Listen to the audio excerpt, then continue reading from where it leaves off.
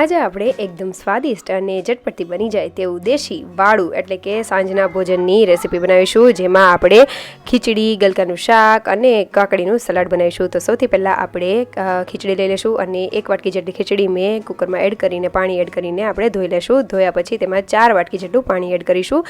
તેમાં હિંગ, સ્વાદ પ્રમાણે મીઠું, હળદર પાવડર અને થોડોક એમથો ગોળ અને 1 ચમચી જેટલું ઘી એડ કરીને આપણે ખીચડીને રાખી દઈશું. અને ત્યાં સુધીમાં આપણે ગલકાને લઈ લઈશું. તો ગલકાને છીલીને આ રીતના બારીક એવા કટ કરી લેશું અને ત્યારબાદ લોયામાં તેલ મૂકી દઈશું. થોડી હિંગ એડ કરીશું અને ગલકાને એડ કરી દઈશું, હલાવી લેશું અને તેમાં સ્વાદ પ્રમાણે મીઠું એડ કરીને તેને ચડવા દેશું તેલમાં જ.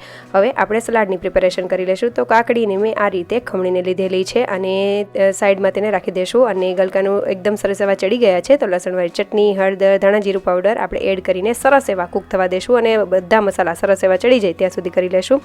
તેમાં થોડું પાણી એડ કરીને થોડી વાર માટે ચડાવી લેશું, જેટલું આપણે રસો રાખવો હોય એટલું. હવે આપણે સલાડમાં લાલ મરચું પાવડર અને મીઠું અને બારીક કાપેલી ડુંગળી, લસણ અને મરચું એડ કરીને સરસ રીતે હલાવી લેશું અને થોડું એવું તેલનો આપણે તડકો લગાવી દઈશું. તો તૈયાર થઈ ગયું છે આપણું ખીચડી, ગલકાનું શાક અને કાકડીનું સલાડ. મેં અહીંયા ખીચડી જ્યારે સર્વ કરીએ ત્યારે તેલનો ઉપયોગ કરેલો છે, એટલે સિંગ તેલનો. તો જરૂરથી આ રેસીપી ટ્રાય કરજો અને સારી લાગે તો લાઇક, શેર અને સબસ્ક્રાઈબ કરજો. ફોલો કરવાનું ભૂલતા નહીં. Thank you for watching.